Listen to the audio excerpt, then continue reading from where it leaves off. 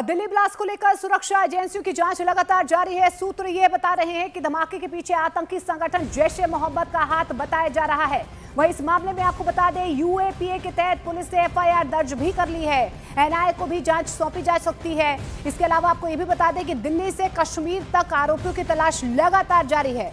Blast में शामिल आरोपी डॉक्टर उमर के 2 भाइयों और मां को पुलवामा से हिरासत में ले लिया गया है, जिनसे पूछताछ लगातार जारी है। वहीं इस बीच आपको बता दें, गृह मंत्रालय में लगातार बैठकों का दौर जारी है। अमित शाह की अध्यक्षता में अहम बैठक शुरू हो गई है, जिसमें देश की आंतरिक सुरक्षा को लेकर लगातार चर्चा हो रही है। तो इन तस्वीरों के जरिए हम आपको बताने की कोशिश कर रहे हैं कि अब तक सिलसिलेवार तरीके से इस पूरे मामले को लेकर क्या कुछ हुआ है, क्या अपडेट यहां पर सामने आया है। सुरक्षा एजेंसी लगातार इस मामले की जांच कर रही है कि आखिर धमाके के पीछे कौन से आतंकी संगठन का हाथ हो सकता है। हालांकि देखिए, शक यही जाहिर किया जा रहा है कि आतंकी संगठन जैश-ए-मोहम्मद का हाथ हो सकता है। वहीं इस बीच आपको ये भी बता दें कि यूएपीए के तहत पुलिस ने एफआईआर दर्ज कर ली है। कई धाराओं के तहत इस पूरे मामले में एफआईआर दर्ज की गई है। एनआईए को भी जांच सौंपी जा सकती है, क्योंकि वहां पर भी लगातार ऑफिशियल्स जो है मुआयना कर रहे हैं कि हादसे वाली जगह का, कि वहां पर किस तरीके से हादसा हुआ है, कितनी इंटेंसिटी का था। और इस बीच दिल्ली से कश्मीर तक लगातार जो है आरोपी की तलाश की जा रही है, छापेमारी जारी है। लेकिन इस बीच दिल्ली ब्लास्ट को लेकर अमित शाह के घर पर एक अहम बैठक हो रही है।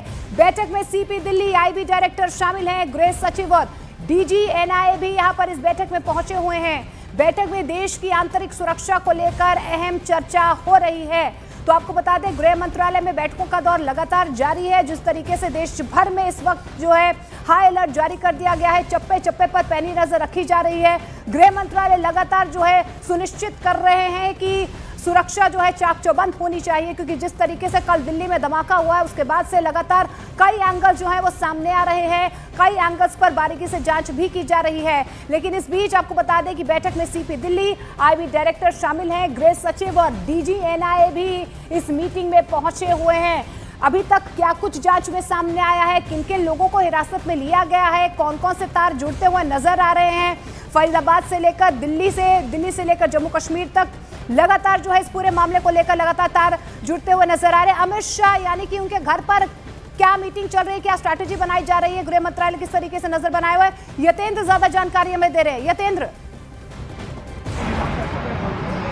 देखिए, अभी कुछ ही पलों में गृह मंत्री अमित शाह के साथ उच्च स्तरीय मीटिंग शुरू हो जाएगी, जिसमें कुछ देर पहले ही DG NIA, police commissioner Delhi और डायरेक्टर आईबी वहां पर पहुंचे हैं, गृह सचिव भी पहुंच गए हैं और जम्मू कश्मीर के डीजीपी भी वर्चुअली इसमें जुड़ने वाले हैं। तो आने के अगले 1 से 2 मिनट के अंदर ये मीटिंग शुरू हो जाएगी। और इससे पहले ये सभी उच्च अधिकारी गृह सचिव के साथ गृह मंत्रालय में गृह सचिव के साथ इनकी मीटिंग हुई थी और वहाँ पर डिटेल्ड ब्रीफिंग तैयार की गई, क्योंकि अलग अलग डिपार्टमेंट, चाहे वो आईबी हो, चाहे वो एनएसजी हो या एनआईए हो, वो लगातार उनकी अलग अलग टीमें इसकी जांच कर रही हैं। और जो कल शाम से लेकर घटना के ब्लास्ट के बाद से लेकर अब तक जो रिपोर्ट्स तैयार हुई हैं, उन सबको गृह सचिव के साथ शेयर किया गया है। और उसका पूरा कोऑर्डिनेट करते हुए गृह सचिव भी गृह मंत्री अमित शाह के यहाँ पहुँच गए और वो पूरी डिटेल ब्रीफ अब गृह मंत्री के सामने रखा जाएगा।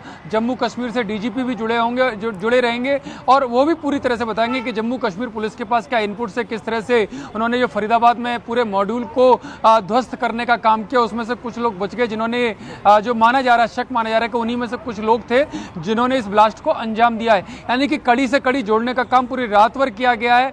और किस तरह से जम्मू कश्मीर पुलवामा तक इसके तार पहुंचे हैं, वो पूरा ब्रीफ किया जाएगा। पूरा एक नोट तैयार करके गृह सचिव के माध्यम से एक प्रेजेंटेशन गृह मंत्री को दी जाएगी। और उसके बाद आगे किस तरह की कार्रवाई करनी है, क्या कदम उठाए जाएंगे सरकार की तरफ से, ये गृह मंत्री की बैठक में जो बैठक होने वाली उनकी अध्यक्षता में उसमें तय किया जाएगा। हालांकि इससे पहले, क्योंकि प्रधानमंत्री नरेंद्र मोदी भूटान चले गए हैं और जो टॉप सोर्सेस का दावा है कि उन्होंने कठोर कार्रवाई का तैयारी करने के लिए निर्देश दे दिए हैं और जाने से पहले ही, क्योंकि कहते हैं ना, शांति से जो तूफान आने से पहले की शांति एक तरह से दिखाना चाहते हैं। क्योंकि एक मैसेज है कि प्रधानमंत्री भूटान यात्रा चले गए हैं तो भारत कोई बड़ी कार्रवाई नहीं करना चाहता, लेकिन पहले ही तय हो चुका था कि कोई भी आतंकी कार्रवाई होती है तो उसे भारत के खिलाफ कार्रवाई माना जाएगा और उसी अंदाज में उसका जवाब दिया जाएगा। तो ये तैयारियां उससे पहले की मानी जा रही हैं, जो टॉप सोर्स मैसेज दे रहे हैं